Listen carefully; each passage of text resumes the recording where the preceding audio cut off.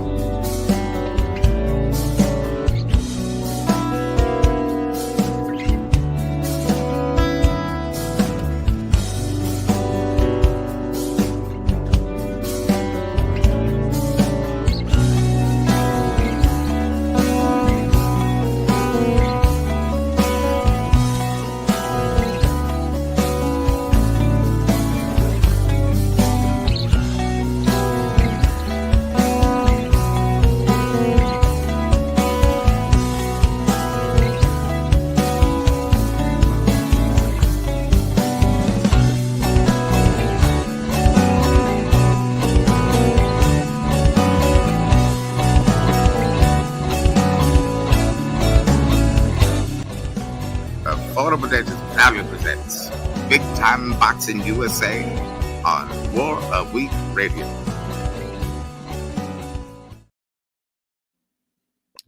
Oh, thank you, Emmanuel. It's good to hear your voice again. I tell you what, guys, I could not do this without my partner in crime, the incomparable G Funky Boxing. G Funky, how are you, sir? I'm good, man. I'm good. Glad to be back doing shows again. And look, had a good weekend of boxing, man. I enjoyed all the fights this weekend.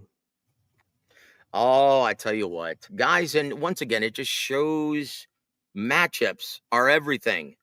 And in the incomparable, immortal words of Teddy Atlas from the tri-state area, you know, the truth comes to you pretty quickly in that squared circle. Definitely. Truer words were never spoken. And we found that, well, hold on. William Zepeda and Edgar Berlanga found that out in a very resounding manner. Guys, we're going to go through all the action that we saw last night from the Louis Armstrong Arena, where they customarily have the finals and the semifinals of the U.S. Open in Flushing Meadows, New York. Tell you what, great atmosphere, great event. From what our brother Double T Thomas Triber was telling me, you know, Joe, I love the arena, but it was hot as Hades in here, brother. He's not the only one to say that. That just goes to show you, man. And once again, guys, we're going to start things off by talking about the very first. Oh, you know what? I missed it also. The Saturday Night Live intro. Did you get to see that? No, you know, I didn't get a chance to watch it from the beginning, but I'll go back and watch it on the DAZN app. Yeah, I didn't I can get a check it chance to out. see it. I'm going to have to watch it again. But, you know, I want to congratulate my brother Thomas Triber for, yeah, they're going to use his voice on intros like that from this point forward. DAZN as well as Ring TV and Riyadh season. And I couldn't be any happier. Congratulations, Thomas, for all of the success. And once again, goes to show you that this show, as well as everything in life, is brought to you by our Lord and Savior, Jesus Christ. Thank you. Thank you, Jesus. Woo! Had to give that shout out, guys, before we move forward. But hey, are you ready for this, brother?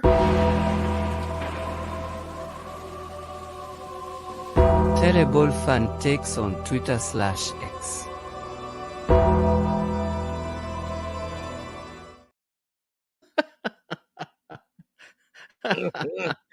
Tell me when you can see old Snagglepuss, brother. I see him. Oh boy. And it's funny. This is a gentleman who should know better. Because he's been at events live, and he stated before on the record, you really can't tell when you're on a TV screen. It's much different when you're ringside. You can feel the torque of the punches from both men, and you can see the difference in a very intimate manner when you're ringside. So you know what? Fans really should try to restrain from crying out robbery.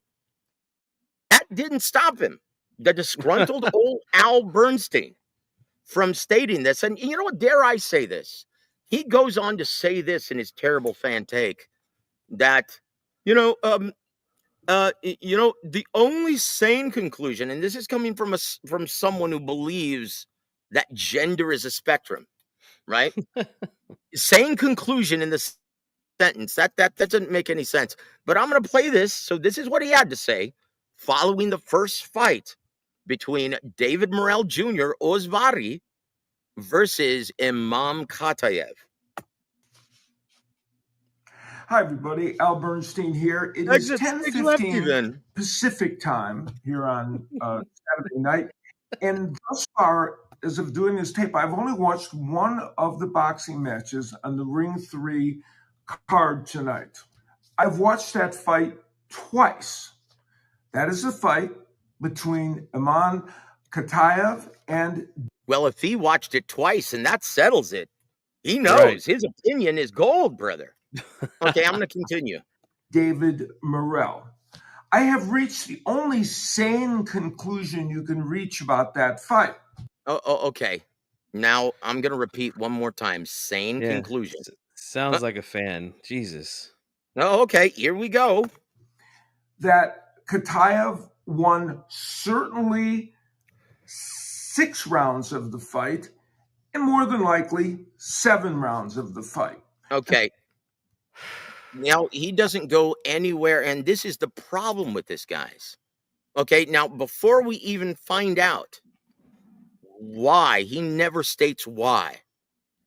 Guys, if you have a strong conviction of how a fight was scored, you have to give what criteria you're basing this off of.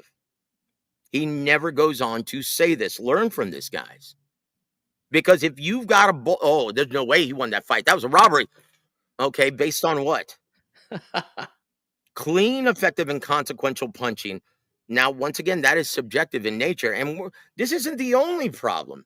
Because I've got Doug Fisher coming up, the editor of Ring Magazine, coming up on Terrible Fantics on Twitter/X. And he got into it with me on Twitter. Can you believe that? I missed that. Wow. Okay, so we're going to get to that after this. But once again, Al, you're supposed to be a veteran. You sound more disgruntled to me. Get off my lawn. Yeah. Here we go. And so when you add in the knockdown he had in round 5, there is no conceivable way on this planet to score the fight for David Morrell. However, the 3 judges who should be ashamed of themselves for the rest of their lives for the scoring all got it wrong. The most egregious, of course, was Jan McKay, who had a 96-93 score for David Morrell, which means he gave Morrell 7 of the 10 rounds, which is an impossibility, okay? Alan Nace had a 95-94 from Morrell, giving him 6 rounds, also impossible. And even Tony Lundy, who scored at 95-94 for Katayev, had it all wrong. He gave 5 rounds to Katayev. I rewatched the whole fight, as I pointed out. You have to be either blind or biased to give the fight to David Morrell. Okay, I've seen enough. Oh my gosh. Dude, I'll be honest. I'm actually a little shocked. This is someone who's been ringside and should know better. Once again, he's speaking on absolute terms here. He's speaking on absolute terms about the subjective nature of scoring a prize fight. And this is from someone who's in the Hall of Fame. Now, to his defense, G Funky, how did you score that fight? I actually agreed with the judges, and like I don't think that's insane, man, because like it was a close fight.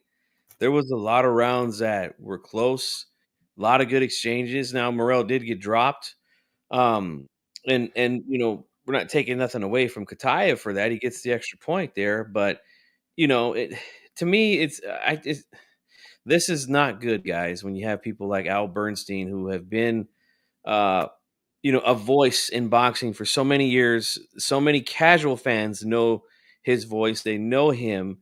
And then when they hear these things, they think it's 100% truth gospel when it's not, man. It was a close fight. I don't feel like it was a robbery. That's another term that gets thrown around too often in boxing is, oh, this guy got robbed. Like, it was not a robbery, man. I felt it could have went either way. That's right. And once again, he should know better. He's gone on to say on the record, try to with suspend your disbelief when you're not ringside, because it's a big difference when you see fights right on the ring apron. He's gone on record to say that, and he's not Hmm. wrong. No. Okay. So once again, it sounds like a disgruntled old geezer to me. Get off my lawn. You call that music? Yeah, that's what he sounds like to me. He is 100% right on that, Joe, because you've been ringside for a lot of fights. Uh-huh. The I've been in big press difference, row. brother. Yeah, I've The been in big press difference, row for especially fights. when you don't hear the commentary leading the witness, so to speak. Yes, yes, that happens too often, man. And I had to learn this myself by actually, getting credentialed to events and going and sitting there press row, and you're really close, guys. You're very, very close to the action. So I did it like this, right? I go, I do my thing at the event, I come home, I watch it, and yeah, some of these fights look different on TV.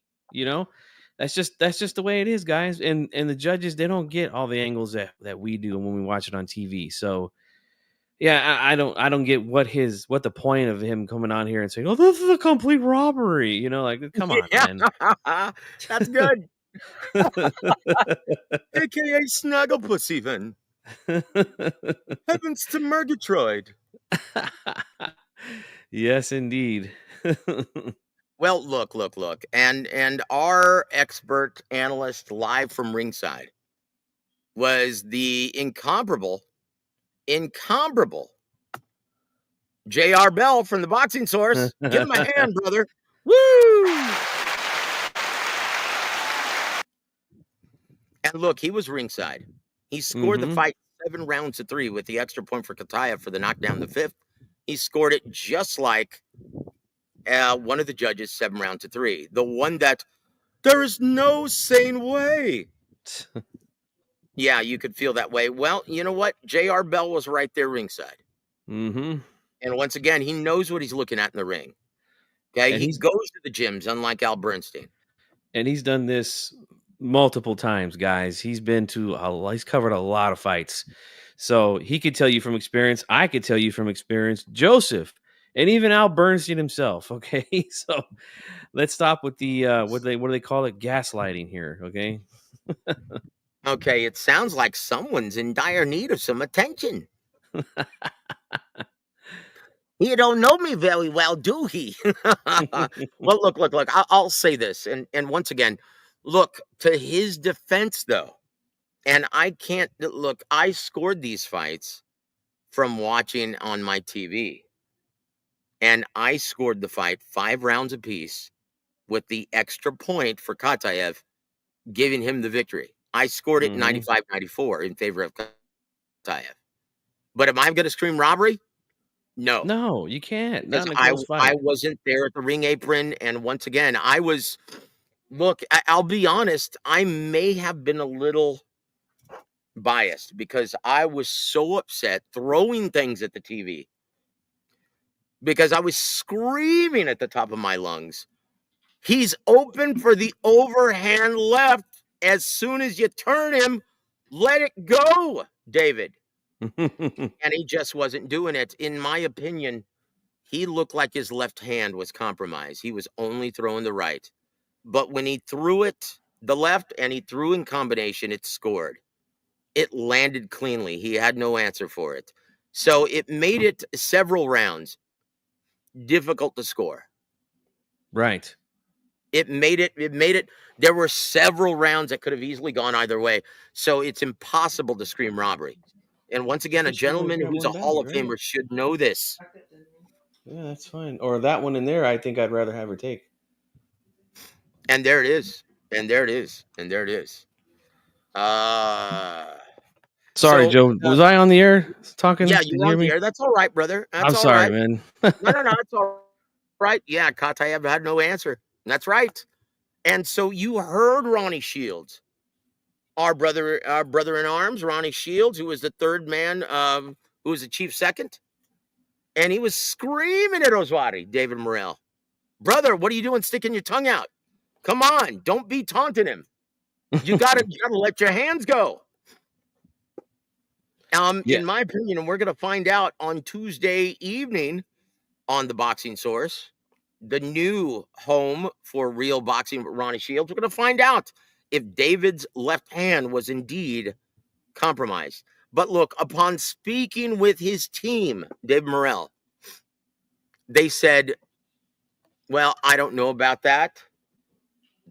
Because we would have talked him out of going through with the fight if his left hand had been compromised before the fight going in, based on the adverse finding. Now, upon speaking with them, there was nothing that came up. He didn't test positive for a banned substance. But what he did test positive for was a masking agent. Mm. Okay, so that didn't come out for some strange reason. But I found that out by talking to David Morrell's team, and they said, look, uh, based on what we know as far as the masking agent, because, oh, yeah, he was juicing to the nines. And he looked like it. He was, man, at the weigh-in, he looked like a brick shithouse, right? dude, true, dude. And you know, in at the weigh-in, Antonio Tarver even stated, "Man, let me tell you, my former weight division was 175. No way is he 175." And he had a point.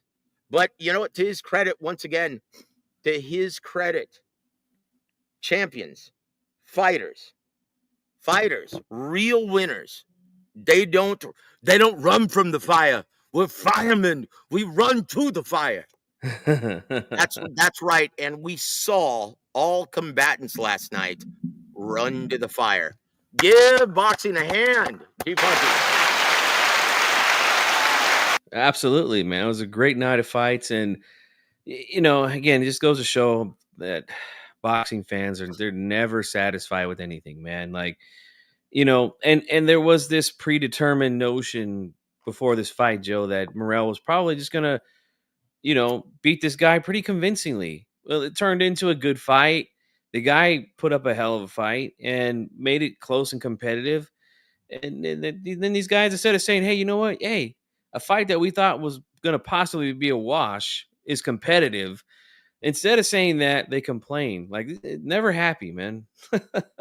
Well, you know what? And such are the fans in boxing, dare I say, in the American market.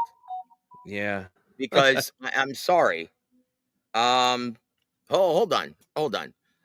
James, would you like to come on and share your, or do you want to wait for that on Tuesday? We can talk about, I'll tell you what, let's talk about on Tuesday, right?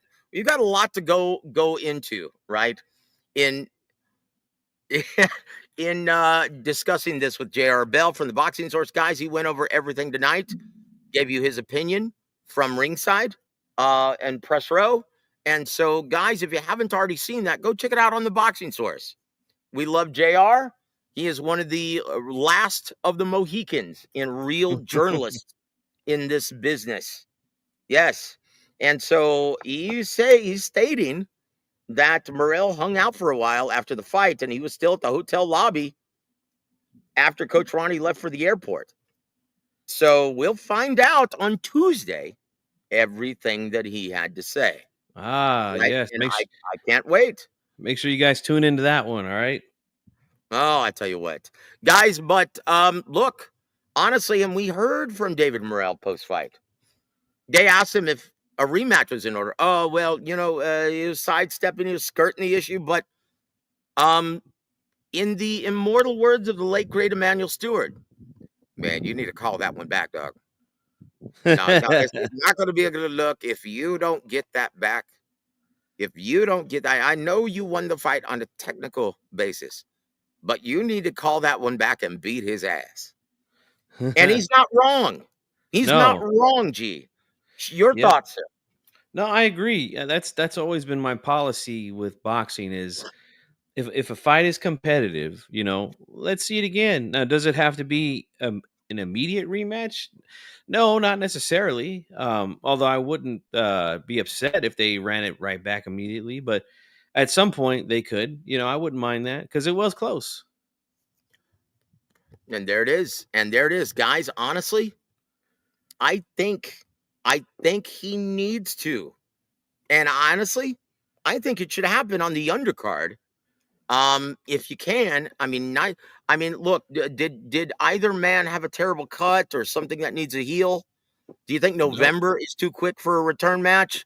Because I think we could get one on the undercard of Canelo. Well, no, on the undercard of Benavidez. Oh yeah, Benavidez Yard. Possibly, yeah. I don't see why not. Mm-hmm. Because I tell you what, Turki Alalshikh was right there with Subriel Matias with a big cut over his eye. No, you're getting in the ring in November, fighting this ham and egger from Britain. A ham and egger. Shout out to the late great Bobby the Brain Right, Heenan. let's be honest. Dobson has no chance to beat Subriel Matias. Come on now. No, we're going to get to that in a second.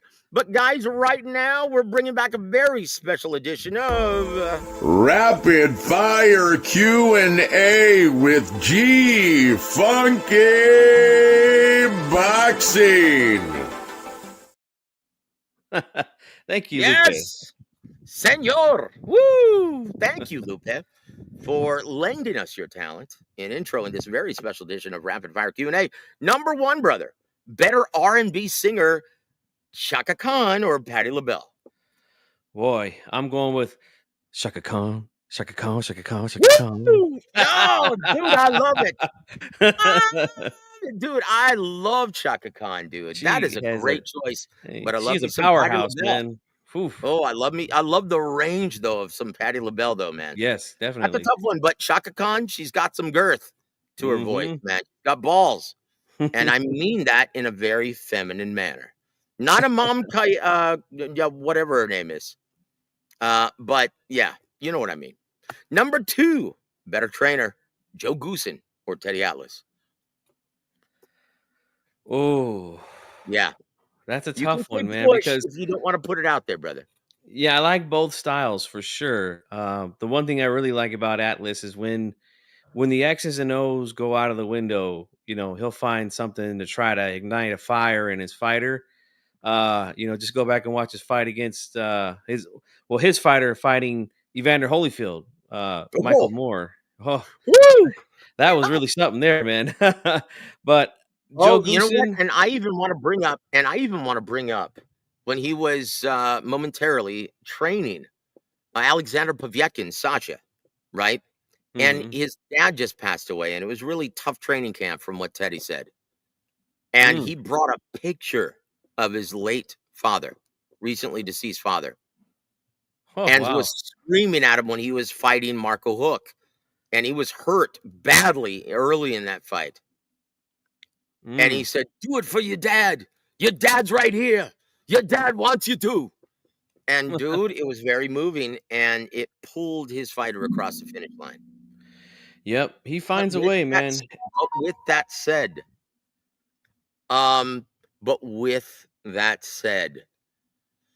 Master Joe Goosen, his attention to detail is amazing, dude. Amazing. Yeah. Guys, I'm gonna post this real quick. Just for a few minutes after rapid fire Q&A. And that's for James J.R. Bell, the boxing source. Okay? Exclusively. I'll take, with that said, to answer the question, Joe Goosen took a lot of fighters that some trainers just gave up on. Can you And hear me? yes, I can Can hear you see you. this? Okay, Yes. very good. Better glove, Cleto Reyes or Elvis Grant? I'll say this to answer the other one. I'll take Joe Goosen just because I feel like he's rebuilt some fighters, and he worked with Diego Corrales. So You know what? I'll take that. That is, you know what, dude? That is a great observation because Master Joe Goosen and his attention to detail, he is renowned and in the Hall of Fame for adding new wrinkles to Hmm. a fighter, an established fighter's repertoire. Not Yep. very many trainers can do that. James Gogi, the incomparable James Gogi, can do that as well. And we're gonna invite to join the fun our brother J.R. Bell from the Boxing Source. Big hand, brother. What's up, bro? Ladies and gentlemen, let's get ready to rumble. That was the Barney Rubble version of Michael Buffer. Yes. Woo! No. I'm just jiving. But look, yeah. Did you get a chance to talk to my brother Thomas when you were there?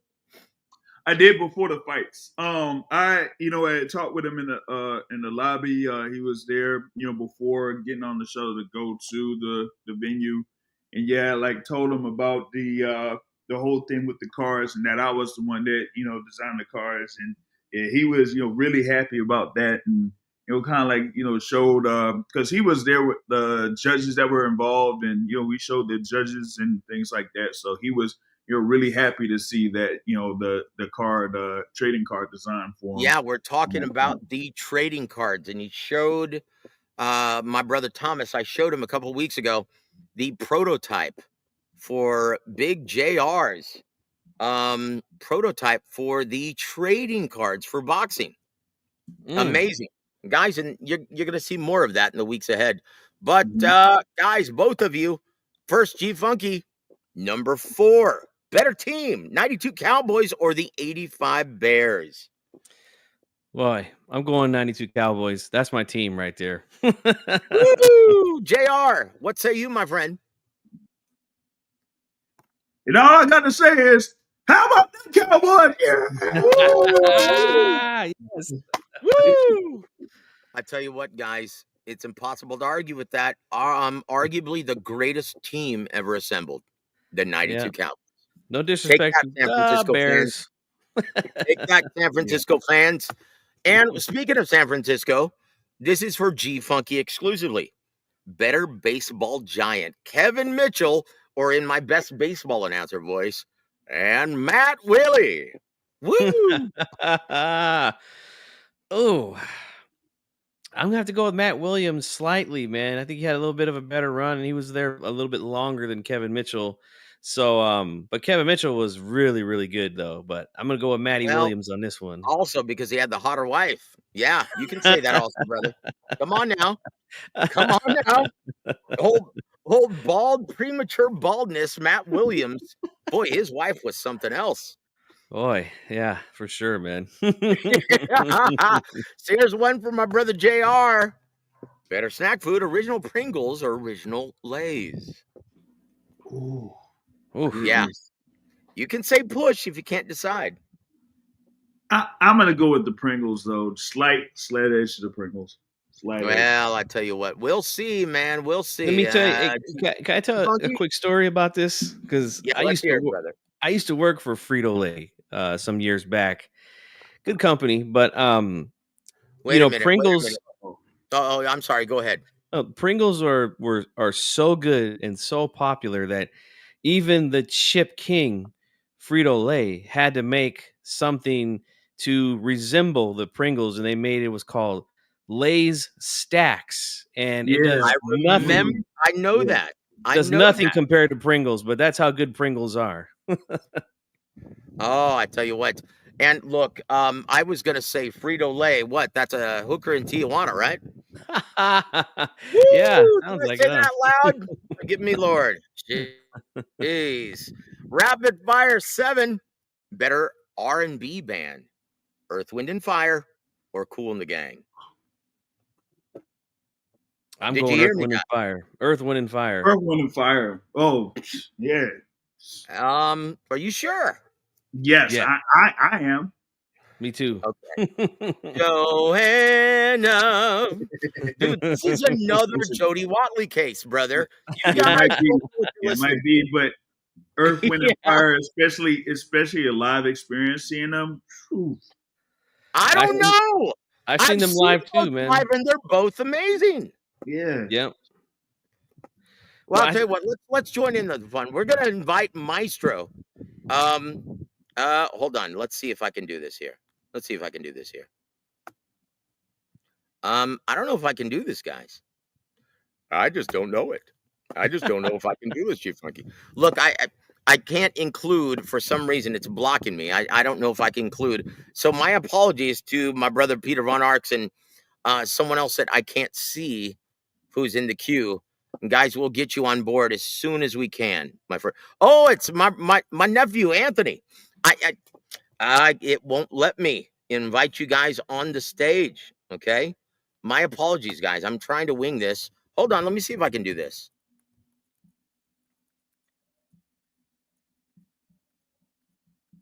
No, it's not letting me, guys. I'm sorry about that. Let me see if I can do this. Hold on, guys. Now we're running out of time here. We're limited. I'm sorry, guys. Just hang tight and we'll try to get you on as soon as we can. Okay. So where were we in terms of rapid fire Q&A? We've got 3 more, guys. Number 8, better 70s sitcom, Sanford and Son with Fred G. Sanford, Red Fox, or All in the Family with the incomparable Carol O'Connor. Your thoughts, dude. JR, first. JR. How about fire across your lip? Oh, yes. Yes, I love it. Woo! Hey, Oh, dude, I tell you what. as much as I love those were the days, yeah, it's hard to go against Sanford and Son, man. So I'm gonna have to Okay, agree yeah, with James Quincy on this one. Jones. Whenever you have the incomparable Quincy Jones, whenever you have the incomparable Quincy Jones making your intro song, Come on. you Yeah. got to roll with Sanford and Son, right? Number 9, G Funky, funkier 70s band, Chicago or the Average White Band.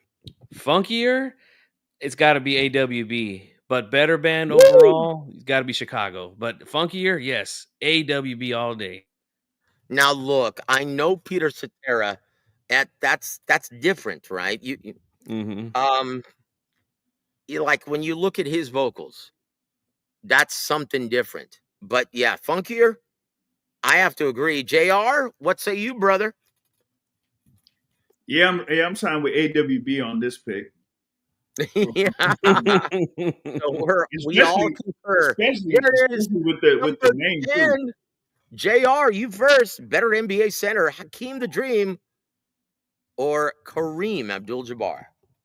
I gotta go with Kareem because I've said that Kareem was like probably the most dominant basketball player to me from high school through the NBA. From Power Memorial High School in New York City to UCLA and being part of the greatest college basketball teams of all time and being a 6-time NBA champion, 6-time NBA MVP. Like, gotta be Kareem for me. Okay, we're gonna try this again here, man. We're gonna try this again. Because Kareem Abdul-Jabbar, he was a difference maker.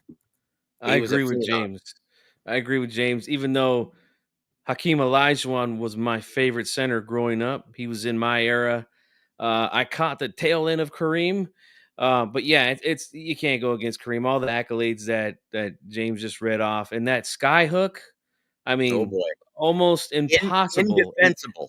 Yes, almost impossible to defend, and I just can't believe more centers don't use it. I mean, if you know what you're doing with it, I mean, look, the guy scored over 30,000 points with that sky hook, look, man. because it takes skill. Right. Do you think Shaq could ever do the sky hook? No. He couldn't even do a free throw. And before we go on, though, I don't want you to miss it, Joe. You got a super chat up there. Oh, I'm sorry, man. My apologies. I guess I missed that. My apologies. Brother T. Sanders. Oh, thank you, my friend. God bless you, brother. It's great to be back, man. And thank you, T. Sanders, for being a part of the family. God bless you, man. Prayers go out to you, my friend. Thank you. And I will say this. We're going back into boxing, guys. Okay. We're going back into boxing and with a bonus rapid fire Q&A. Oh boy. And T. Sanders, let us know what you think in the chat. Okay. Better chance of getting Canelo, Jake Paul, or Hamza Sheeraz. G Funky, you first. It's got to be Jake Paul for sure. That does huge, huge business, guys. Don't even mistake it. You know, even though Jake Paul would get his shine box tore out, yeah, it does huge business. Shine box. I love it. Play it, G Funky. Come on now. Can you do it? Now go home and get your fucking shine box. There it is. There it is. JR, do you concur or do you have any additional information that might be pertinent to this because you were live at the Louis Armstrong Arena last night? Hey, listen, I don't know how he did it, but after all of the whole commotion down there on the floor, looked like they pretty much like escorted Turki Alalshikh out of the arena immediately after the last fight. But man, like for this, it got to be Jake Paul. Even though some may have, thoughts that Turkey may favor Hamza Sheeraz a lot, I don't feel that a fight between him and Canelo would be anywhere close to the attention worldwide that you could get for Canelo versus Jake Paul. Yep, Not not even close. Hey, so while Joe's working on that, I want to ask you, James, how was the atmosphere there, man? On Saturday, Man, It was hotter than Hades. it was hotter than Hades in the summertime in the middle of the equator. Man, I didn't even mention that. I didn't even mention that in the live podcast I had earlier. That was another thing that was bad about being out there. Like it's July in New York, humid, and only having that one like method of indoor stuff. And they said like they covered the top part of the stadium, but geez, that was just absolutely atrocious. And then on top of that, you getting no cell phone reception at all. oh, That had me absolutely livid. That's And why I mean I didn't livid. get any tweets from you. Yeah, I've been but that was because I had some type of wireless connection, Wi-Fi, whatever. But when I was there, I was like working with like a family member that was having issues with their phone. It was like an elderly family member that had issues with their phone, and I had like my great friend that was able to be there with her during that time, but I couldn't like talk with them or be over the phone with them. But the crazy part about it is that check this, before 6 o'clock, because the doors open at 5 p.m. Eastern time. Before 6 o'clock, everything was cool. I was able to have a conversation with them, had to talk with somebody else over the phone. By 6 o'clock, it's like somebody pressed a button and said, "Hey, ain't one of your MFers gonna be making a call out while being in the stadium." I'm like, what the hell, yo? That shit. But even with Dare I say, James, that was very reminiscent of Big Bill Cosby. Yellow pudding, put the pills in the pudding. Put the Yeah, pills man, in the pudding. that's what kind of resembled. Listen, When you get on a roll, you start sounding like Bill Cosby. Hey, let me tell you. Nah, yo, but it was so bad. Yellow pudding. Yeah, dude. It was so bad that the main person was that was doing the PR for the event was trying to send out notices through email, but she was doing it through the phone. Nice.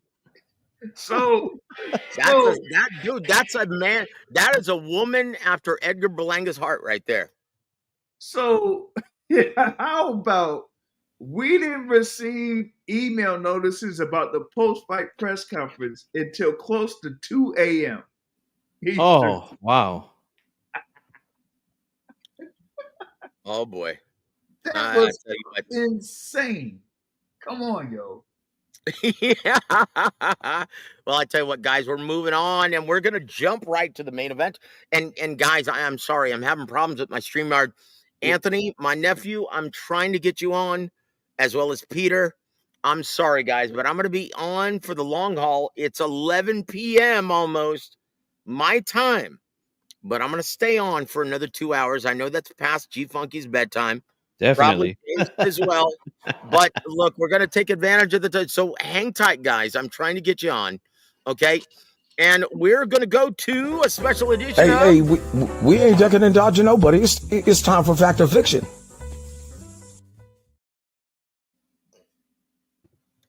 So we're gonna do this special fact or fiction. We're jumping to number 2. Who does number 2 work for?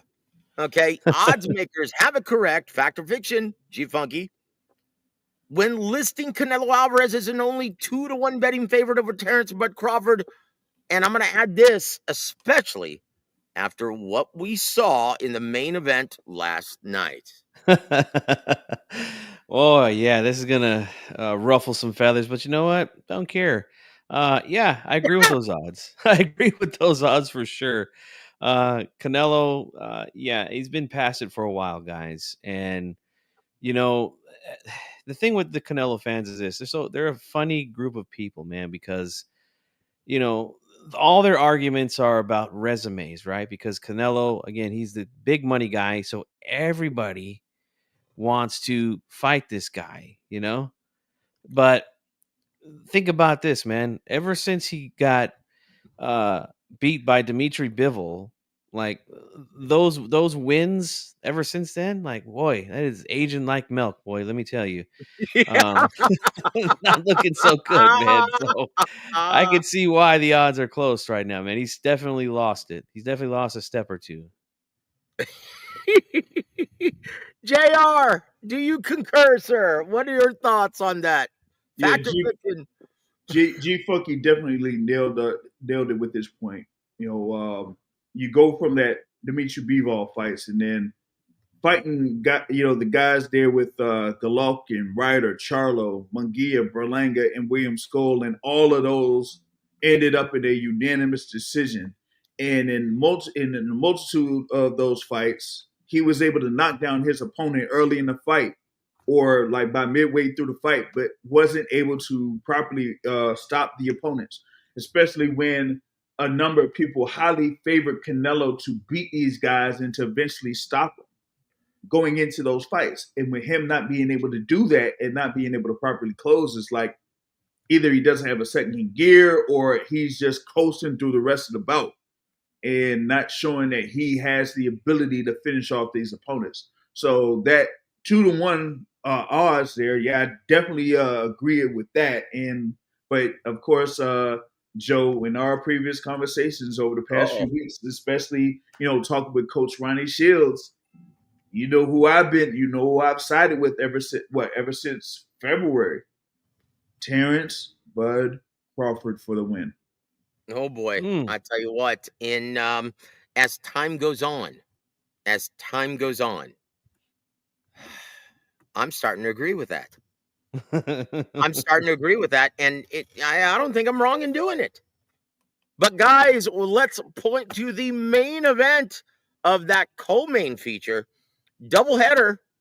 Oh, Hamza Sheeraz makes light work of Hamburger Langa. Oh boy. And once again, you didn't need the judges in this one. Berlanga down twice in round 4 and gets the resounding 5th round stoppage over the big mouth. The guy who learned a very hard lesson last night.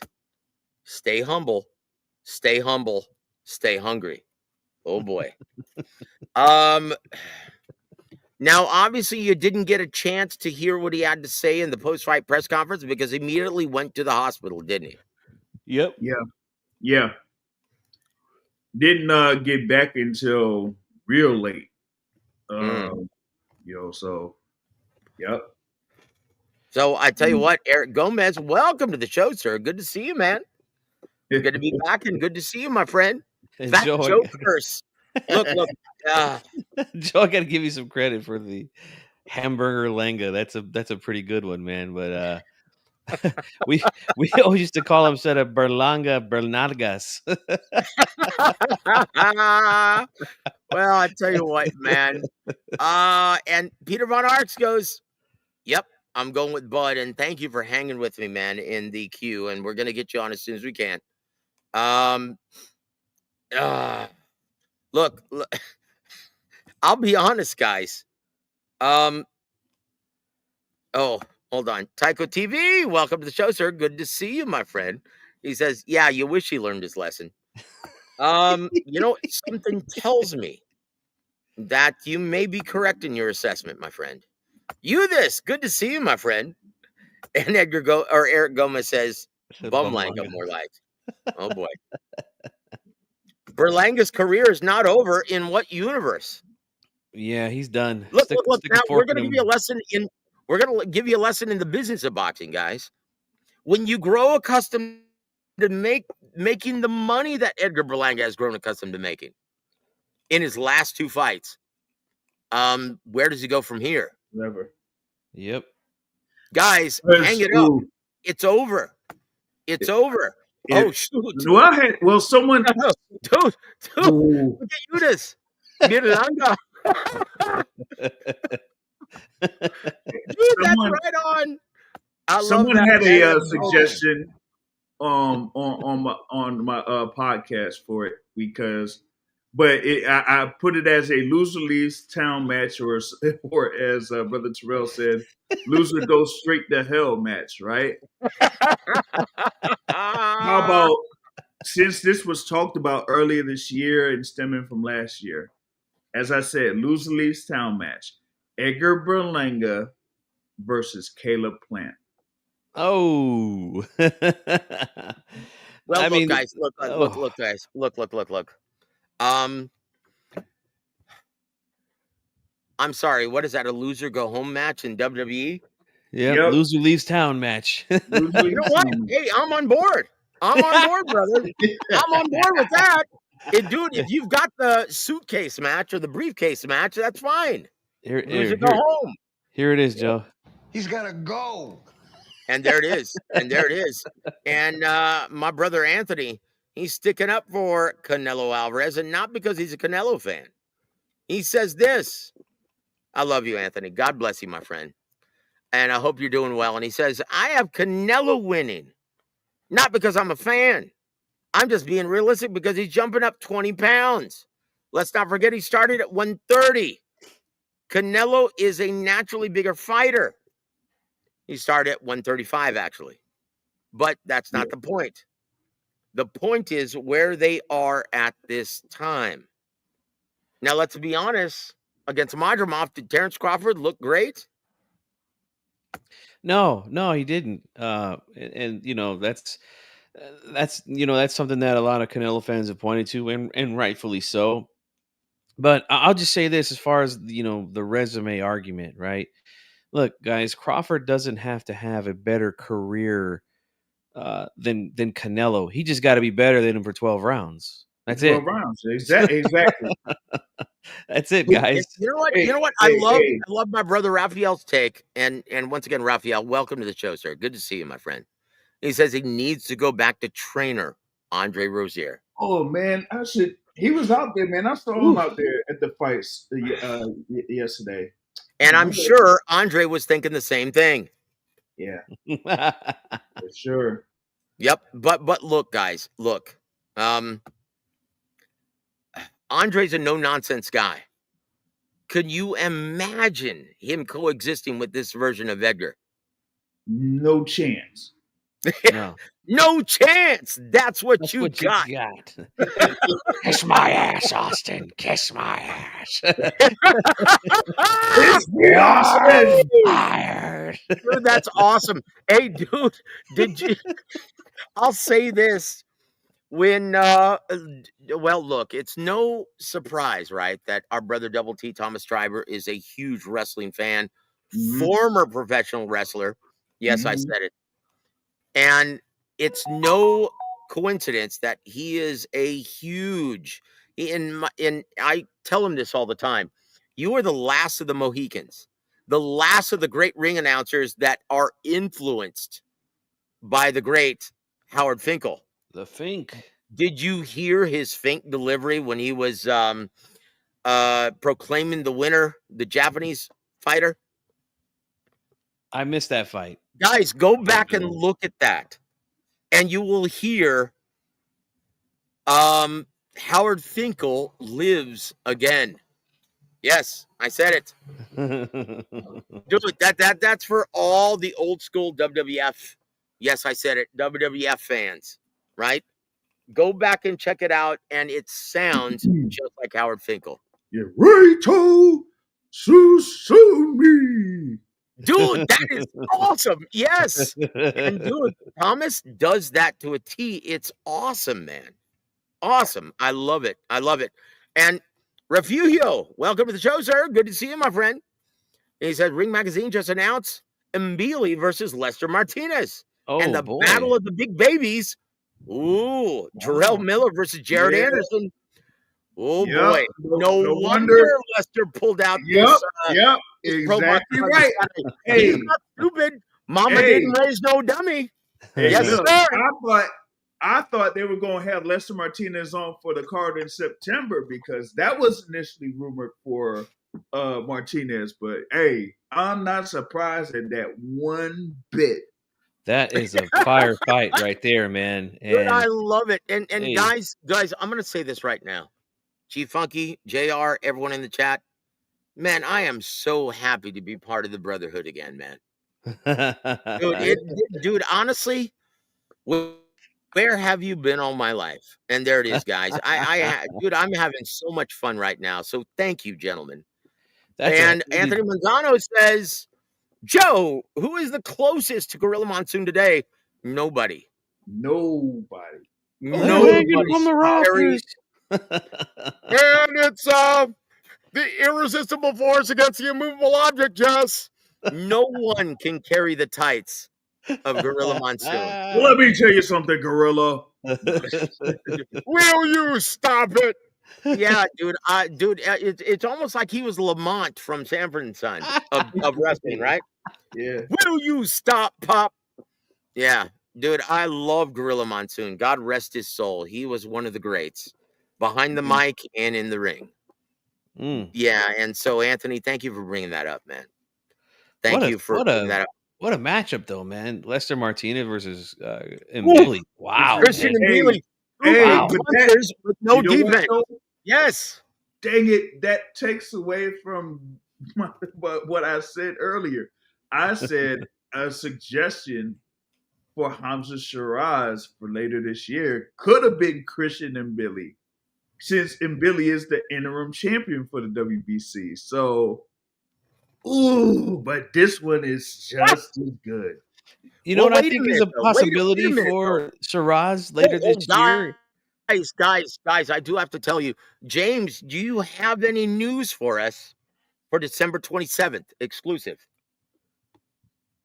So, it has been, as they say, in the rumor mill, that for December 27th, that would be the date for the undisputed super bantamweight title fight between Naoya Inoue and Murajan MJ Akhmadaliev. Oh, wow. Wow. Yes. Wow. 2 days after Christmas, Riyadh season.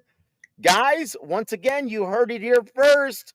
Kara Big JR Bell, a real journalist. Man, before JR dropping the gems tonight. His genitalia in years. Yes, I said it. Oh, forgive me, Lord. I Oh, couldn't. Joseph. You don't know what you're talking about. Oh, if anyone resembles Gorilla Monsoon, Joseph, it's me. Woo! Or maybe Dude, King Kong Bundy. King Kong Bundy. Oh, dude. Oh, dude. You know what, man? Honestly, this is a compliment. This is a compliment at the highest order, JR. Anthony Ooh. Rosano, my nephew, says JR Bell is this generation's boxing's. Ooh. Wow. Yes. Yes. Ooh. Yes. Wow. Thank you, Anthony. That was beautiful, Man. man. And you know what? He deserves Man. it. JR Bell, Please. dude, he travels all over the world to bring you the latest coverage, and it's real. Unlike everyone else who's sitting at home behind their computer, it's real, guys. Yeah, man. Let me tell you, James came to one of my events here in Sacramento, a club show. Yes. And yeah, man, Yes. we had a good time. Introduced him to Amari Jones, who's now signed to Golden Boy. Yep. Good looking prospect here out of Northern California. So Mm-hmm. but yeah, he's a real deal, man. You guys got to follow him, man, on Okay, so Twitter, Raphael everything. says, heard yet yesterday, it was supposed to be September 14th, the day after the Crawford fight. James, can you tell everyone why it's not going to be? And that's just rumor from, well, the ham and eggers, the peanuts in the gallery. Man, there's just way too much that's going to be invested in this into the September 13th event. Like, because remember when they had the initial announcement for Canelo Crawford, they had the date as what, September 12th, right? The reason why that they did that was at the time, September 13th the uh, at the stadium, their Allegiant Stadium, was reserved for a UNLV college football game. So for the next couple of months, they have been working on getting that game moved. Recently, they moved that game to be among the first weeks of the college football season. So UNLV versus Idaho State in Allegiant Stadium is now going to be in August instead of that September 13th date.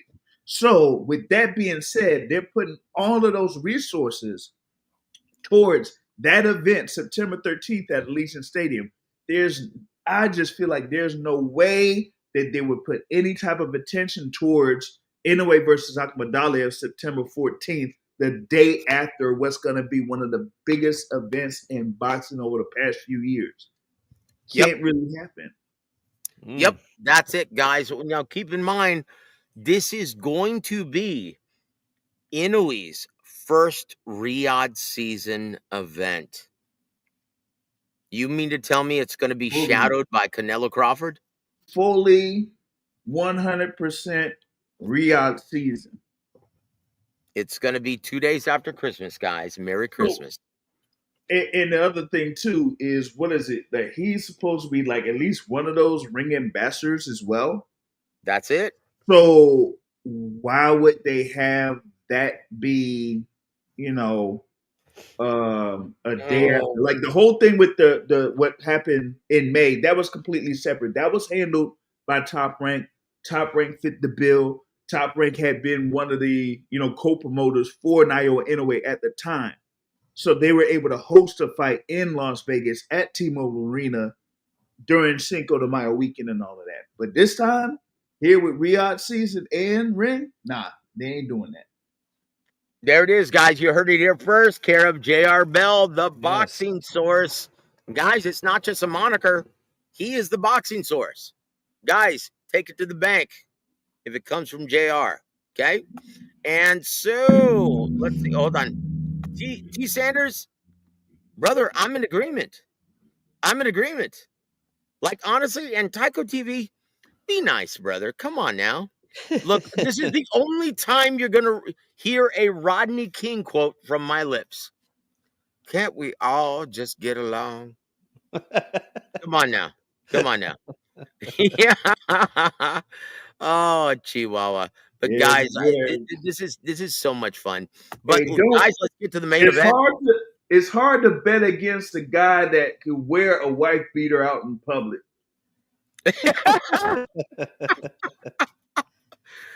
Oh, Chihuahua. Yeah, dude, why are you bringing up Gervonta Davis right now? No, we ain't gonna Oh do boy. that. Oh boy. Oh, shoot. Did I just say that out loud? Sorry, guys. Look, guys. Look. Let's go to the main event. Now, if you're paying attention, guys, we told you that Berlanga and quote Denny Green for this Big JR. Yep. Here we go. Hold on. Berlanga was what he thought he was. We let him off the hook. Yep, but this time Hamzat Shiraz did not let him off the hook. Now, as soon as guys, G Funky, as soon as you saw him not rush Hamzat Shiraz in the first round, you knew it was over, didn't you? Yeah, pretty much, man. Hamburger Langa, just like James said, quoting the great Denny Green. Yeah, he was who we thought he was. That's it. That's it, guys. And look. Berlanga, repentance is in your future. Repentance. You cannot go in public and proclaim to represent the kingdom and then allow that filth to come out of your mouth. We told you guys this was going to happen. We told you this was going to happen. Right? And once again, Edgar Berlanga. Repentance, brother. Repentance. That's in your future because I'm sorry, you were exposed last night. Now, very seldom do we throw out the exposed moniker, right, JR? Yeah. But it fits in this situation now, doesn't it? Oh, definitely does. But it showed how, what I would say is how sometimes when you have some fighters and they have the matchmakers, and if you have the right matchmaker, they will build you up carefully to, get enough attention so that fans will be interested in you.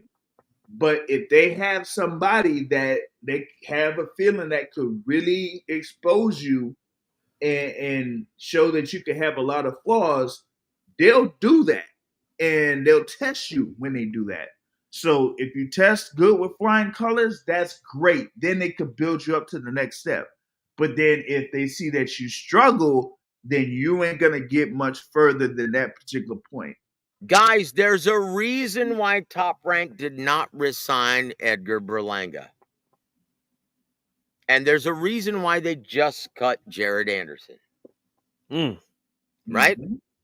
Okay, now, once again, I love this matchup between Jared Anderson and Jarrell Miller, and we're going to get to that in a second. Mm-hmm. But sticking to the main event, Edgar Berlanga, you are who everyone thought you were. Yes. And look, G Funky, there is no future for him at the elite level in any division. No. And I want to say this, man. When Berlanga busted on the scene during COVID, and we had all those fights in the bubble, and he was getting guys out of there quickly, that's definitely something to get excited about. Fans love knockouts. They love quick knockouts.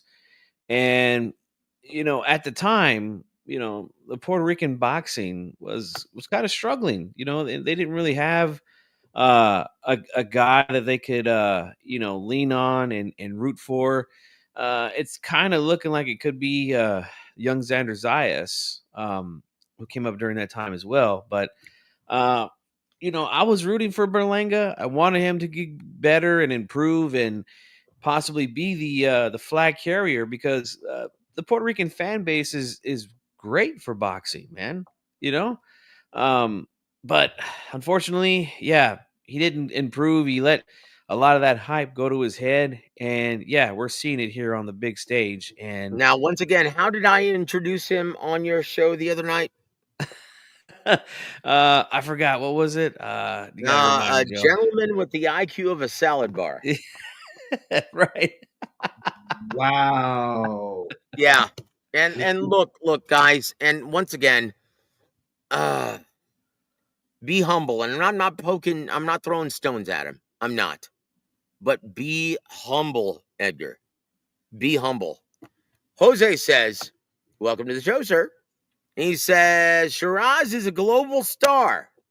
Well, he does make the case now for being the most deserving, aka David Benavidez Part 2. But that doesn't equate to a Canelo Alvarez fight. G Funky, can you tell us why? Well, it's pretty simple, man. It's just too much of a risk right now for Canelo at this point in his career. And yeah, you got a huge fight coming up with Terrence Crawford, and then possibly a huge fight against Jake Paul in the near future. So, yeah, Shiraz, take a seat, buddy. Yep, Cinco de Mayo weekend, JR. Yep. Can you say Canelo versus Jake Paul? Yeah. Yep. It just seems obvious to me at this point. And the thing too with that, as far as like this being a key factor, like having that fight that Canelo had against William Skull in Riyadh, ain't no way you seeing Canelo being anywhere close to Riyadh from this point forward. That ain't happening. Oh boy. So what's going to happen if Canelo and Turki Alalshikh butt heads? Well, hope you enjoyed those couple fights, Turkey with Canelo, because yeah, they ain't. Mm-mm. Come on, Oh man. boy. I don't care Oh what boy. type of money you have or whatever. No. Canelo doesn't need the money, guys. Canelo doesn't need the money. Okay? Understand that. Now, I know this is a lot of money that Turki Alalshikh is going to throw him, and it's going to be very attractive, but he doesn't need the money. Netflix is also going to throw a shit ton of money at him as well for the Jake Paul fight. Cinco de Mayo weekend. Circle it on your calendar, guys. It's going to happen. And you remember how many people scoffed at me when I said this several months ago? Do you remember that? Yeah. Yep. Well, I tell you what, guys, we have 2 more fights left to cover. And it pains me to do this, but I'm going to do it again. Terrible fan takes on Twitter/X.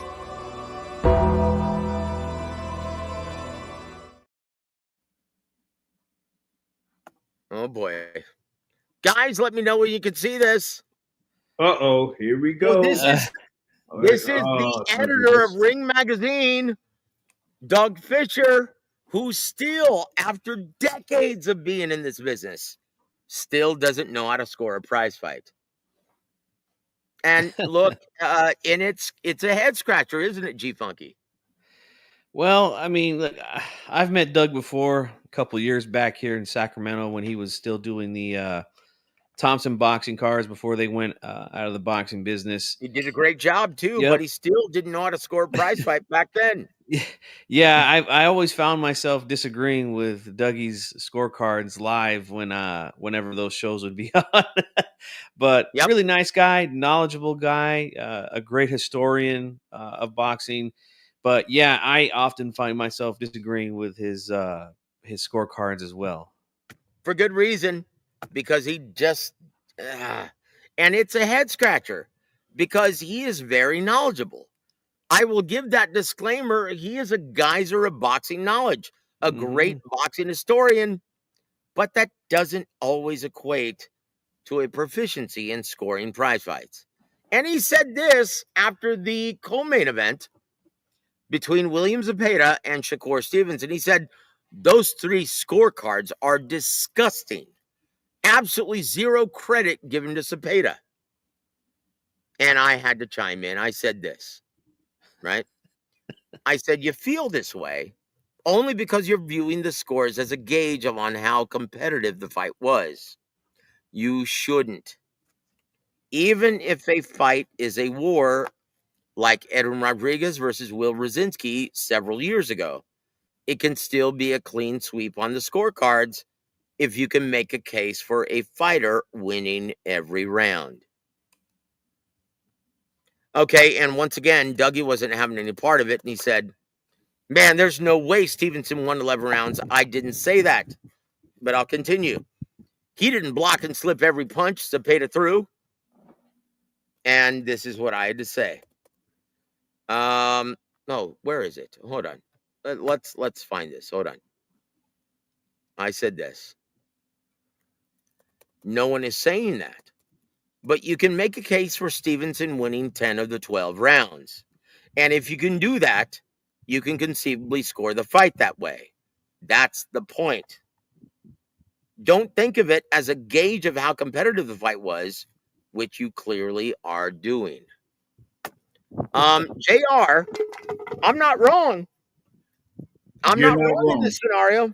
You're not wrong in this scenario. And the thing is that I didn't understand like how well, like for example, here with Dougie Fisher and some other people saying that maybe Zepeda could have pulled that fight out. Absolutely no way. No way. Like Shakur Stevenson, particularly in those first 6 or 7 rounds, was absolutely dominant in that fight against William Zepeda. Well, look. After 4 rounds, I had it 2 rounds apiece. Because Zepeda, boy, he had some success in rounds 2 and 3.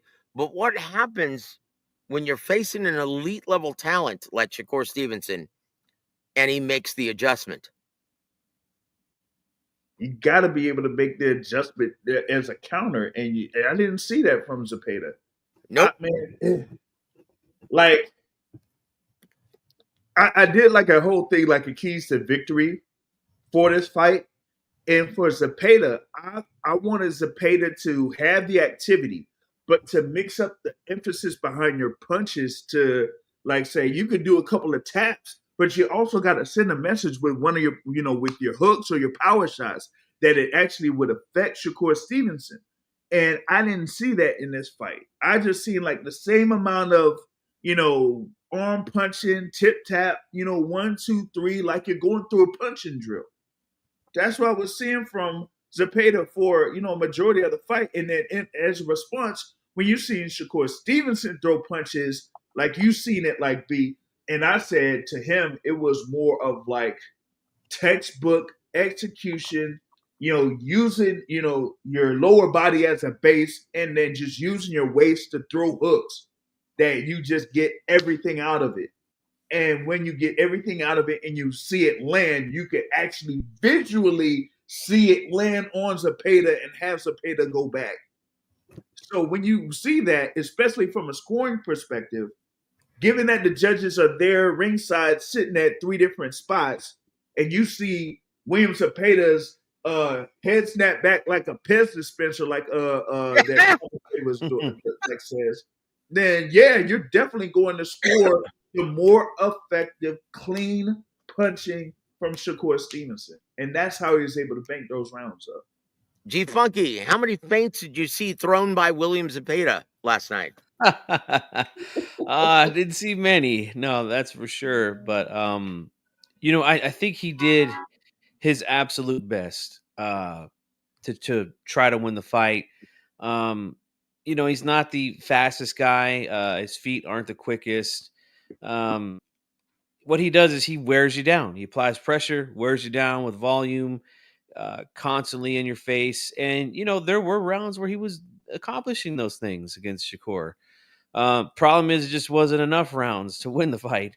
Yeah, I don't see any stretch of the imagination where we could say that Zepeda won the fight. I'd say, in my opinion, 4 clean rounds, I feel like he won, and then the rest to Shakur, especially in the back half of the fight, championship rounds. Shakur shying there. And that's where I felt like this fight was really going to get interesting because Cepeda came out quick, man. He came out quick on Shakur, jumped on him early. Those first 5-6 rounds, they were fast paced, man. That was fastest pace I think I've ever seen Shakur fight at as a professional. Yep. And he hung in there, and he looked like he had just a little something extra down the stretch than William Cepeda did. And yeah, it really put a stamp on the win Saturday. I was impressed with Shakur, man. I've been giving him a lot of criticism for his lack of offense and things like that, too much moving around the ring. But in this fight here, he did what he had to do, man. He really made it clear at the end of that fight who was going to be the winner. As far as what Doug Fisher says, like I said, I don't always agree with his scorecards. We've had discussions live when he was doing these Thompson boxing cards, and we'd be watching the fights, and he'd be scoring as the rounds go on, and I'm disagreeing with him almost every time. But that's just that's the God way bless him, boxing is, man. But it was a fantastic fight. I think the fans should be happy that we got a really good fight out of Shakur Stevenson and William Cepeda Saturday night, because most fans going in, including myself, thought that might be one of the more less entertaining fights of the night, but turned out to be possibly the best of the night. So shout out to Oh both boy, men. it was definitely the most eye-opening performance of the night. And once again, not taking anything away from Hamza Sheeraz or Imam Katayev or Alberto Puello or Subriel Matias, but Shakur Stevenson showed that Floyd stuff during the fight. JR, am I wrong in comparing him to a prime Floyd Mayweather Jr.? Here's the funny thing about it, right? When Michael Buffer was doing the introduction and saying the reigning and defending WBC lightweight champion of the world, Shakur Stevenson, right? Yep. Shakur Stevenson did something like an expression that was similar to Floyd Mayweather. If you notice that. If you've seen Floyd Mayweather, he'll, have his, like his arm, he'll like cross around his chest. Mm-hmm. Shakur did the very same thing. Floyd, Joyce, Sinclair, Merriweather. Yep. And I will say this. Yeah, he showed that Floyd stuff. And what's amazing is I remember asking Floyd Sr. and guys, continue to pray for Floyd Sr. Yeah. Okay. And I became friends with him when he was working with my brother, Mickey Bay Jr. Right. And I asked him after the Canelo fight, I said, who's going to be the future of boxing after Floyd retires? And he pointed to Canelo. And I said, why is that, Floyd? And he said, because he's got that Floyd stuff. He resembles my son. And in terms of reflexes, he's got that Floyd stuff. Guys, last night, we saw a fighter who's got that Floyd stuff. Shakur, you like him or not, it's unavoidable. He's got that Floyd stuff. When you press him and you throw your hands at him, it brings out the best of Shakur Stevenson. Mm-hmm. Now, I don't agree with his mouth, and I can't stand it, to be honest. But it's undeniable. He is among the most talented in boxing today. And he showed it. Like, honestly, the fight at 35 I want to see, oh boy, is him, not against Gervonta Davis, okay, because he's got his own things to deal with right now. Mm-hmm. It's not against Keyshawn Davis because he's outgrown the division. Mm-hmm. It's against the winner of Abdullah Mason and Sam Noakes. Yes, I said it. Guys, come on. Mason was there. He was there. Who? Abdullah Mason? Yep. He was there. He was there. And guys, Abdullah Mason, he's got a hands full against Sam Noakes. Our brother Double T, Thomas Triber, thinks it's going to be a fight of the year candidate. G Funky, do you see that? Sam Noakes from Great Britain taking on Abdullah Mason. Both guys are undefeated. Both guys have never fought anyone at the level that they're going to see in November. And in Right. my opinion, and I agree with Thomas, he says, Joe, this could resemble Carl Froch versus Jermaine Taylor. Ooh. Ooh. No, I think it's a good matchup for sure, man. Both guys young, talented, hungry, ranked highly in WBO. My guy Guerrero Flores is third, right behind both of them. We'll see what the WBO does with that. But yeah, I think this is a really Dude, good you are matchup, such a man. homer. Chingao. Hey, man. Hey, look, guys. I know Gabriel's had some rough fights on TV, but you know what? He's a really good kid, man. I got the chance to meet him several times. Interviewed him a couple times as well. Really good guy. And I give a lot of credit to him and his father because when they left Top Rank or when they got dropped by Top Rank, they took a risk on their own brand and started doing their own shows, and Mhm.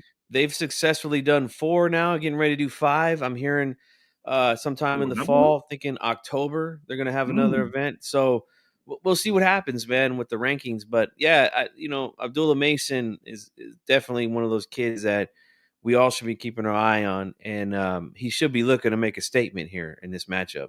Well, I tell you Mm. what, in the immortal words of Thomas Triber, he's like, brother Sam Noakes, he's no one to sleep on. And if Abdullah Mason thinks this is a layup, he's in for a rude awakening. So I'm going to ask you, going back to Shakur versus William Zepeda, Cameroon.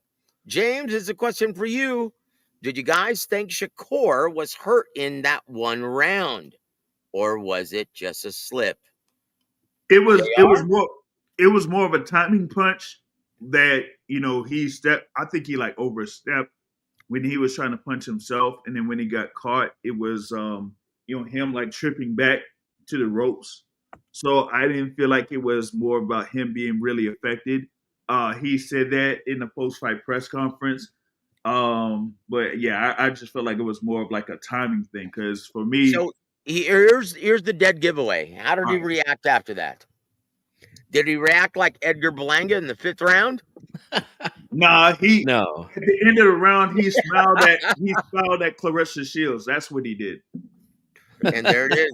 And there it is. Yeah, I Look, don't look, think he look, was look. hurt either, man. I think you said it right, James. He got hit with a perfectly timed right jab from Cameron Cepeda, which is funny because Coach Gogi was on Twitter talking about his fighter who trained with William for this fight, did some sparring with him, and he said the one thing that he said about Cameron that a lot of people don't really talk about is that he's got a really good jab, strong, powerful, and when you could time that thing perfectly and land it clean, you could do some damage. And I also think with the timing, Shakur was squared up on the ropes at that time, and that's really not the best position to get caught in with a punch.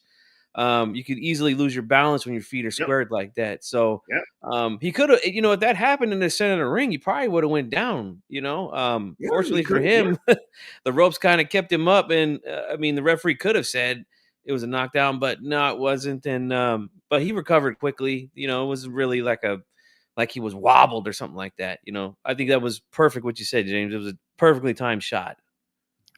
There it is. And Euthus, our brother, guys, go subscribe to his YouTube site as well. He says, at times Shakur looked like James Toney. I will say this. The times that Shakur was getting hit on the ropes, he was squaring up. But Emmanuel Hey. Stewart talked to this, so did James Gogi. If you want to be able to fight on the ropes proficiently, just like James Toney, you've got to fight exactly like you do in the center of the ring. Mm-hmm. Don't let the ropes hinder you.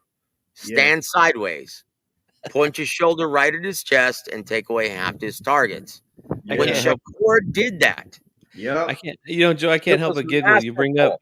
You bring up Emmanuel Stewart and James Toney. I can't help but think about him hurting Vasily Jirov in the 12th round of their fight off the ropes, and then Emmanuel Stewart, Jirov is hurt. Jirov is hurt. Oh my gosh, the Tiger versus One of the James greatest Toney. calls of all time, in my opinion, Oh man. I my love that. gosh. Yeah. That was a truly remarkable fight, and it was Ring Magazine's fight of the year.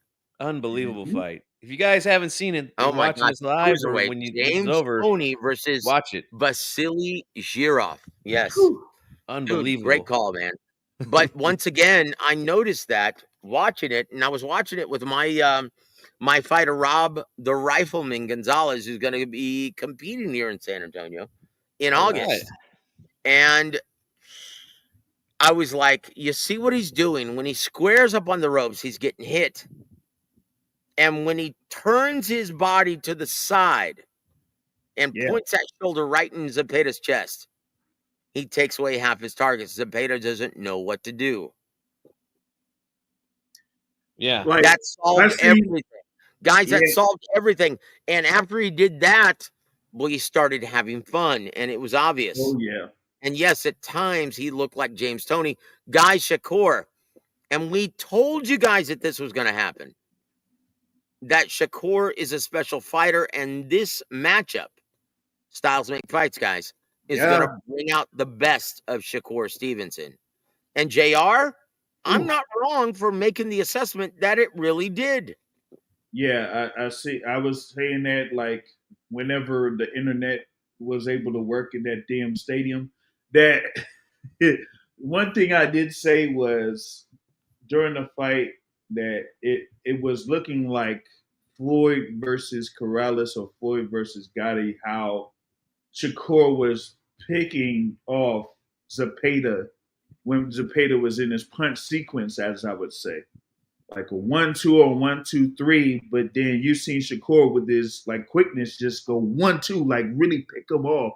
And I was like, ooh, this was bad. But then the other thing too, as y'all were talking about there with James Toney having that shoulder, pretty much like that shoulder roll at the roast, but you almost seen it there when they were in close quarters in the center of the ring, where it's not like where you could be tied up, but both fighters could have like their guard or whatever it is, so that they'll be able to throw punches. So Peter could throw punches there up close, whether it could be like hooks to the body or whatever it is, but you still seeing Shakur like slip around that, block, slip around, and then counter with the hook, go to the body. So it was just a very good showing there from Shakur Stevenson over the course of that fight. I loved it. There was Guys, moments. There was moments where I could loved the agree. He did performance. look Go ahead, like. G Funky. I'm sorry. Yeah, there was definitely times where he looked like James Toney. The only difference is, again, Toney had power that could end the fight with one punch. Shakur doesn't have that kind of power, but yeah, there were times where you could see that. And with that said, G Funky, now I know a lot of fans put a lot of emphasis on, the brittle hands of Shakur is going to be revealed. Guys, I hate to break this to you. Whether they complain about it or not, every fighter has hand problems. right. Guys, that's not a mystery. Okay? Once again, Floyd had hand problems. Did it affect him at all? Nope. How's that Miguel Cotto performance looking right now? Yeah, man. Guys, what about Joe Calzaghe against Joe Lacey? Everyone talked about his brittle hands leading into that fight. How did it look? Was it a factor? No, he put a lot of hands on Jeff Lacey that night. Good Lord. Guys, and we told you that it wasn't going to be a factor on this channel. Yep. Guys, once again, there's a reason. There's a reason why they are prize fighters. Now, once again, I would love for Shakur to show some more class leading into the event because he is representing the lineage. But make no mistake about it. Shakur, quoting Denny Green once again, he is exactly who we thought he was. Right? Hey, He is an elite level talent, and you cannot deny that anymore, regardless of what Dougie Fisher thinks. Guys, I'm sorry, that fight wasn't hard to score. Not at It was all. very competitive, but you could make a case for Shakur winning at least 8, 9, 10 rounds of that fight. So where's the controversy? Yeah, it's when fans hear those numbers, man, they kind of, their jaw drops. Once again, I think CompuBox is very overrated because what does it not tell us, JR? What does CompuBox not disclose in their stats? Oh, well, one for me, the timing of when the punches are landed The effectiveness, and the the effectiveness. consequence of the Yep, punches, it exactly. doesn't disclose any of that. The torque, Exactly. the consequence, the effectiveness. All right. And what is Yep. the judging scoring criteria? Yeah. Clean, effective, Clean, and effective. consequential punching. Guys, we should throw that stat out the window. Yeah. It doesn't It, matter. it, So that it leads should us be. perfectly, though. That leads us perfectly, JR, Oh, I was to going to say something. Alberto Puello Oh, and Subriel Matias. Oh, my oh, word. We're saving the best for last, guys. oh. G Funky, your thoughts post fight of Subriel Matias, the new WBC 140-pound champion. Now he's a two-time junior welterweight champ. Yeah. Did you think that the right man won? I do. I do, man. And, you know, look, this is not to take anything away from Puello. Again, I think it was a close fight. And Puello did a lot of good things in there, man. There's only one sane There's conclusion you only can. Okay, yeah. Yeah, I think at mid-range, right? At mid-range, it was all Puello, no doubt about it. And inside, it was all Matias, 100%. Um, my issue with what Puello was doing, and here's why I felt like he deserved to get the win because Well, wait a minute, G Funky. So, what was the difference between the Shakur performance and Alberto Puello's performance? I'll tell you what it was, in my opinion, was when Matias did get inside, a lot of the times, yeah, he got wrapped up like an octopus by Puello. And for me, I'm not a big fan of guys that hold like that, especially when they don't Being hold to Devin try to Haney? right, when the guys hold to not do nothing. And that's exactly how it was explained to me by Jack Reese when I asked him about, what is a hold, what is a clinch, and he basically explained it to me like, and this is what drives me nuts about guys like Sergio Mora who are saying, "Oh, these are clean clinches, guys," and then Oh no, boy. they weren't. Oh boy. Okay, Oh same boy. thing with Andre Ward on the female card, but I don't know if we're going Oh to talk boy. about that or not. But Yeah, we're not going to talk about the fight yeah, card in Amsterdam. yeah. No. So for Oh. me, I don't want to reward. I don't want to reward guys that break the rules. I don't want to reward the guys that use survival tactics to try to stop the action. So for me, I felt like Matias was more effective in what he was doing in there than Puello was. So that's why I feel like he deserved to win this close contest. Well, James, what were your thoughts from ringside when the winner was announced and the new? What were your thoughts, my friend? Before the scorecards were read, I was having a feeling that it would be a split decision, and if it was going to be a split decision, then we might see the split decision king Alberto Puello pull off the win. But when it was like majority decision and it had it 115, 113 twice in favor of Subriel Matias, I pretty much say that was kind of like what I saw in this fight, mostly because of some of the work that Matias was doing early, and then what Puello was doing late. Now, for me, both fighters left a couple of things on the table, particularly with Matias, right? Because he looked like he had the majority of the first half of the fight, and that he was doing really well to the point where I thought live that he could have like really hurt Alberto Puello, because he was working very well as far as like his initial approach coming forward against Puello. And for me, it was, landing to the body. And when he was landing to the body, I thought, oh man, he's starting to break him down. But then all of a sudden, he stopped doing that. Whether it was Matias nullifying that or he just didn't go for that, then you just didn't see that from him.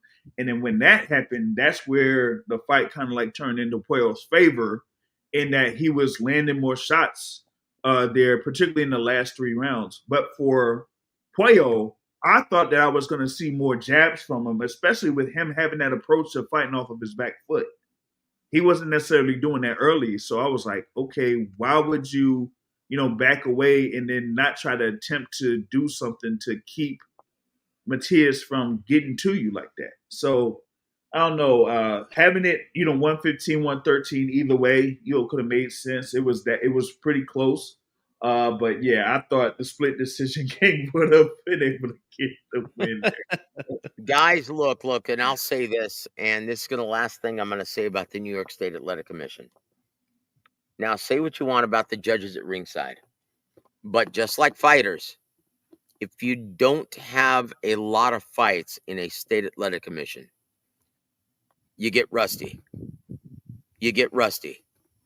And it's all over the place, right? You have to stay active. And if you don't have that practice, you don't have that consistent trial ringside, then yeah, you're going to get rusty. And I will say this after watching last night's fight card, with all due respect, the judges at ringside are rusty and they need sharpening, right? But that comes with the territory of the New York State. They make it virtually impossible to have these guys work on a consistent basis because of the taxes. That's the reason. Yeah. That's the reason. I don't want to get political, guys, and I'm not going to. Oh, come to California. Not this episode, right? But guys, you need to stay busy. This is why Texas now is not the laughing stock of the U.S. It's New York. Yep. Guys, and I'm not wrong in saying that. Iron sharpens iron. Activity is your greatest ally. That's the problem with staging big-time events in New York these days. Okay? Because you're going to be all over the place in your scorecards. How many fights are fans griping about today, the day after? Yeah. Every single one except for the knockout. The one that didn't go to the judges' scorecards. Sorry, Edgar. Sorry, Fat, whatever his name is. Fat Joe, is that his name? Yeah. Shit. Lean back my ass. You might want to lean back from the buffet. They're hanging from the rafters, Jess. He's pulling out all the stops, Jess. He's hitting the Rock of Lamb. Ching out. Look, guys. Let it be a lesson, though, guys. No more big-time events in New York. Turkey, no more big-time events in New York. Okay, guys, before we let G Funky and JR go. Yeah. Okay, here it is, the last thing that we're going to go to. Hey, we ain't ducking and dodging nobody. It's time for Fact or Fiction. Guys, number 1 on the Fact or Fiction, Daniel Dynamite Dubois will exact his revenge against Alexander Usyk on July 19th and become the undisputed heavyweight champion of the world. Fact or fiction, JR Bell? Ooh. Oh, man. Do you want to pass this one to G Funky? Yeah, I'll pass. G Funky, You're I'll up to take the plate, brother. Hey, I'll take the lob from James and slam dunk it, okay? Hell yes, he is, man. I'm going for Dubois Woo! here, okay? I felt like he got jobbed in the first fight, okay? I thought it was a clean borderline shot. Usyk is down on the ground, rolling around for several minutes with an Oscar-winning performance. Yeah, man. I'm going with Triple D Dynamite this Saturday, man. I'm rooting for him, and I don't give a shit what you guys say. All right. Woo! And guys, make no mistake about it. According to Double T, Luis Pabon wasn't even mentioned as the potential ref. Thank Yes, God. I said it. Man, And Jr., yo, will you be surprised if Alexander Usyk succumbs to, hey, I'm ready. Let's go. let's I'm go. ready. Let's Let's go. go. I'm ready. Yeah. Hey. Yeah. Dude. But I will say this. I will say Man. this. In the lead up to this fight, Alexander Usyk and Daniel Dubois have been nothing but class. Yes, indeed. That is the way you represent the lineage of our beloved boxing. Guys, there's a reason why over 80,000 tickets, from what I've just been told today, have been sold for this event. Guys, look at the difference in markets and look at the way the sport is represented. There's no coincidence in that correlation, right? Guys, understand this. Edgar Berlanga, Shakur Stevenson, do better. Do better. Because you are standing on the shoulders of the great men who made this pastime once great. Yeah, Haney, Norman Jr., same, man. That fiasco they Oh boy. had. Oh man, just Yeah. I'm not sure Man. what's going on here, Yeah, man. we're going to talk about that in a second if we have Yeah. time, brother. But No, something tells me we're not going to have time. yeah, hopefully not, because I have my behind the scenes stuff. So. I gotta hear JR's thoughts on that. Now, Here we go. We're going to make time for that hey, then. JR, yeah. the floor is Hold on. yours on both accounts. All right, so on this one, actually, for this particular topic, I'm absolutely upset that I can't, by any shape or form, get over to London Boo. because there would have been a good, I would say, a good possibility that I would have had credentials for the fight. Well, I will That's tell what you this, though. I will, before you go on, I will tell you this, guys, and I would love to invite both of my esteemed partners tonight, J.R. Bell as well as Big G Funky, that please co-host this with me on a special presentation after the media workout. Thomas Triber will be my special guest this Wednesday afternoon from the UK, previewing this event. So, guys, stay tuned for that. And JR, the floor is yours. After you, sir. Yeah, so I mean, this is going to be a good event, good atmosphere as always there at Wembley Stadium. Man, like I said, that's why I said last year, going to Wembley Stadium for a big event is a bucket list item for a boxing fan or someone that's followed the sport for years or been part of the media. That is a bucket list event because that whole atmosphere is like nothing you'll ever see. Nothing. Like going from, like, they have a train station and then you have a long walkway where you could see Wembley Stadium, and then you just see how it looks, like, visually, is like almost like what, like they say, the Mecca of, how they say, like, with Madison Square Garden being the Mecca, like here in the US, like there for the UK, as far as boxing events, that is the Mecca by far. So one way or another, if you can, go ahead and make it. I know that Joe said that he is definitely going to make it out there for a specific event that could happen next You year. already know, brother. You Yeah, already know. so yeah, that's something that people had to experience one time. Now in reference to this whole thing for Brian Norman Jr. and Devin Miles Haney. Oh boy.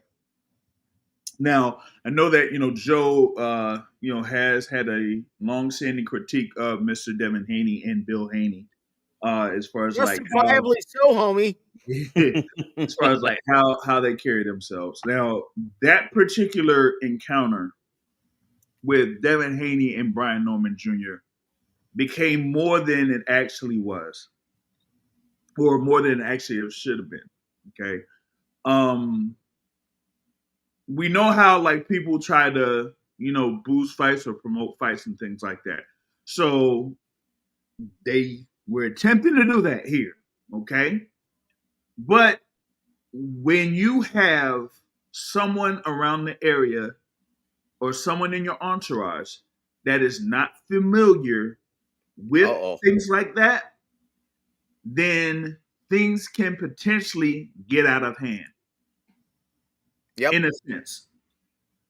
And in this case, that's what happened. The guy that was with Devin Haney and Bill Haney has been around them for years, but you don't see him in a setting where you properly break up confrontations, so to speak, if there's like a fight that's made, right? So if you don't have that type of familiarity, you could react in a way that could make things worse. And that's what he did on that front. And it made it more physical than it should have been.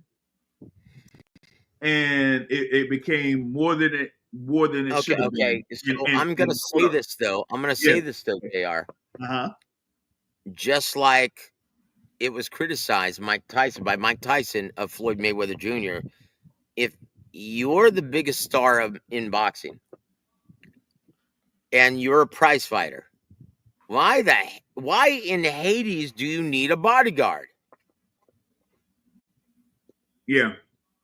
If you're the people's champ and you're a prize fighter, why in Hades do you need a bodyguard? Muhammad Ali never had a bodyguard. Mike Tyson, of all people, never had a bodyguard. Yeah, but Mike Tyson didn't need anybody. He was the bodyguard. Dude, that's my point. Devin P. Diddy Haney. What's going on here? Come on now. Now, G Funky, am I pulling back the curtain a little too much? No. All right. Dude, your slip is showing, Devin. Now, and once again, what was Bill Haney saying throughout all of this altercation?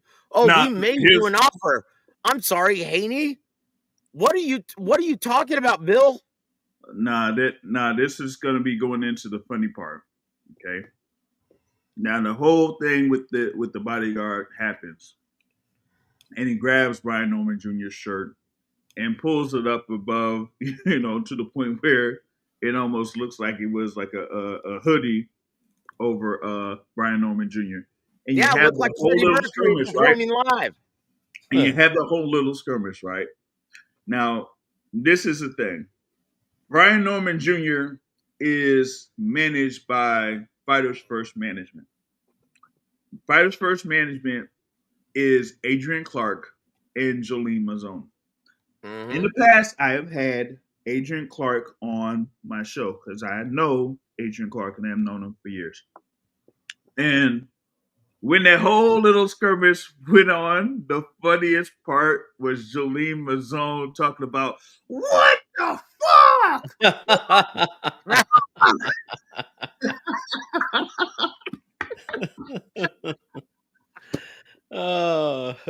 And then she jumped in there and she was like throwing a punch. I'm like, yo. Oh boy. But even with that, right? When all of that was sounds done, like she's from Amsterdam. when all of that was done, right? Bill Haney was talking to his bodyguards. He's like, hold on. Don't get too rough and tough, man. Don't fuck the money up. and then you had Adrian Clark behind them agreeing like nothing in his head. I was just fucking rolling. Yeah, guys, make no mistake about this. Oh. If you think this game is about pugilism, yeah, I've got some oceanfront properties to sell you in San Antonio. Hey guys, with that being said, I'm gonna jump off, man. Getting a little tired, but Well, I will say this, G Funky, give yourself a hand, and I tell you what, I'm really looking forward to you hosting Thomas Triber with me, and afterwards, we're gonna hear this for the first time in months. Maybe, just maybe, it's time for Rick Glazer's Twitter watch. Bang!